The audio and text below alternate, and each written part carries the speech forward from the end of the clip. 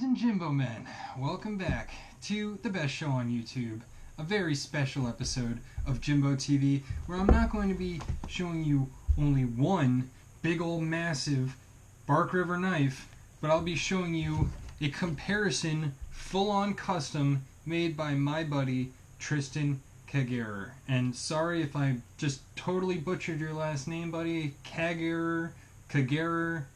I'm not sure exactly how to pronounce it. He and I have never met each other in real life, but we've had a lot of interaction online over the past year or so. Tristan and I have, where did we start in our online relationship? And by the way, I really wish I could have shown you guys my full-on reaction to opening this box yesterday when I got it in the mail.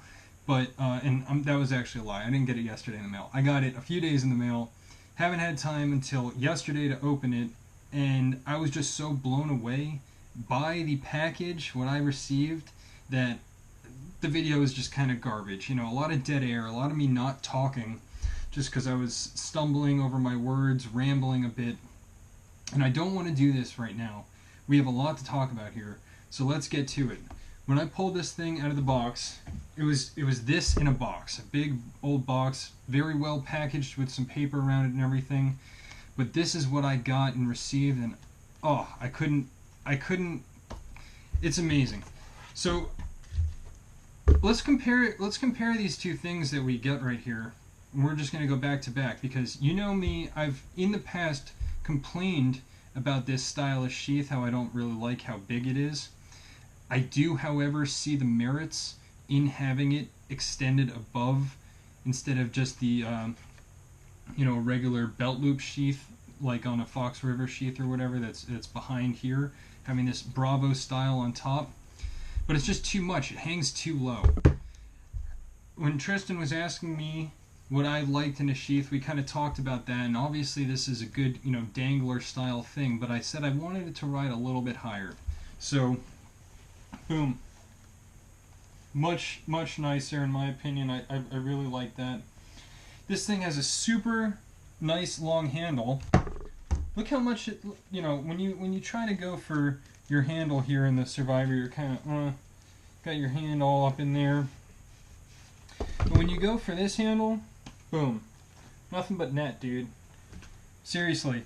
I think the height of this belt loop, which will, clearly fit any belt, to the size of this handle is just amazing. It's just amazing. You do not need a lanyard at all. Not that you need one really with this either. That's more necessary for something like, and this is what I was talking about, guys. This belt loop, instead of this being a separate piece of leather that would sit on top of here for a belt loop, it has it right behind here. This doesn't really give you all that much purchase, and this is a lot more than you'd get with any other knife. There's an Aurora too. But it is really nice to have that, little lanyard to pull it out. But anyway, no worries about that here. I basically feel like I have an entire 4-finger grip. Let's pull both of these bad boys out and notice what we get here.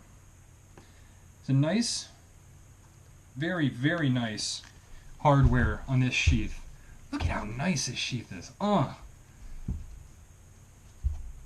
And here I go again, just oogling this thing. I'm going to keep it rolling. I got to make sure I don't just sit here and look over the details of this beautiful, beautiful piece. So instead of a snap style, which is, standard Bark River, with a very thick, this thing really pops open, and a small, quite small radius on this loop right here, which is the retainer for the loop. I find that anytime I really pull the Bark Rivers out of this, and then I'm messing around doing stuff, this thing always inevitably pops forward. So maybe it just needs to be worked in a little bit. This one, on the other hand, very, it's a much bigger, and I'll pull both knives out, and I hope you guys didn't see. Did you see it? I don't know. Look at the difference between these two. Look at how much more of this strap is covered by the leather. It's basically 3/4 of the strap. Look at how much of this strap is covered.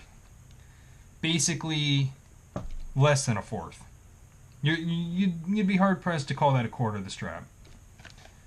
And that's just kind of a attention to detail type thing where, you know, the likelihood of this thing coming forward, especially since it's a little bit thinner, it's not some cheap piece of whatever. It's still what, 6, 7, 8 ounces leather, but it's a lot thinner, so it's able to keep its, you know, straight shape while still, you know, being released and coming forward and sitting comfortably here.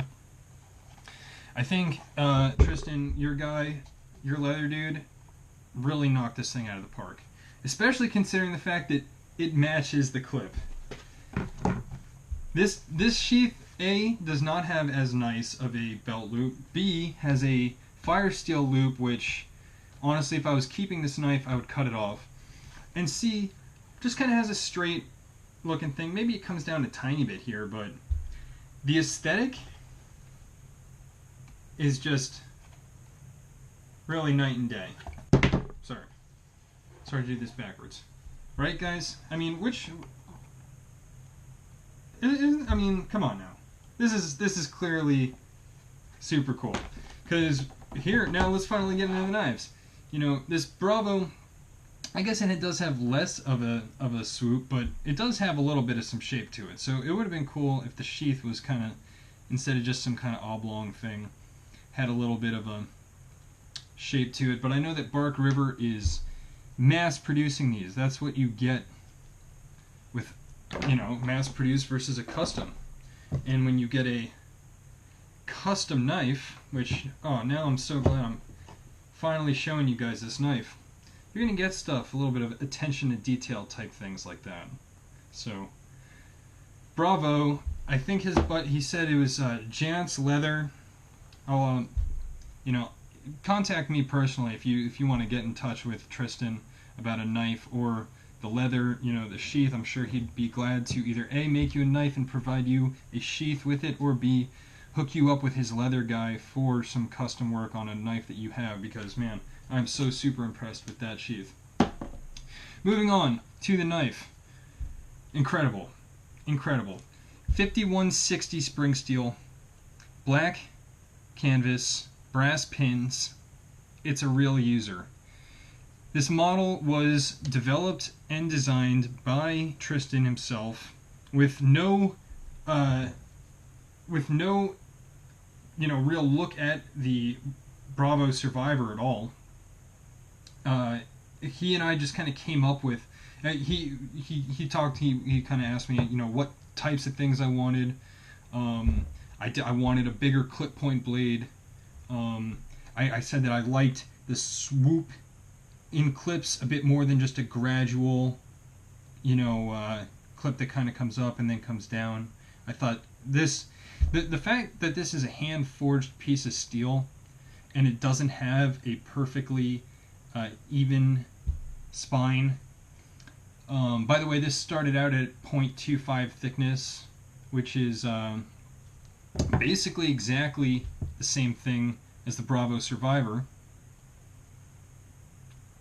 Funny enough, I went ahead and weighed both of these knives right before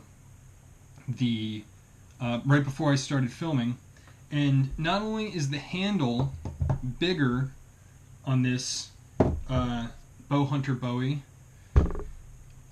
you can see that the handle's noticeably bigger. The blade is longer by a whole half an inch. The Bark River Bravo Survivor comes in at a sharpened length of, you know, kind of just over 6 inches. It's like 6.25, maybe a little bit over that hair.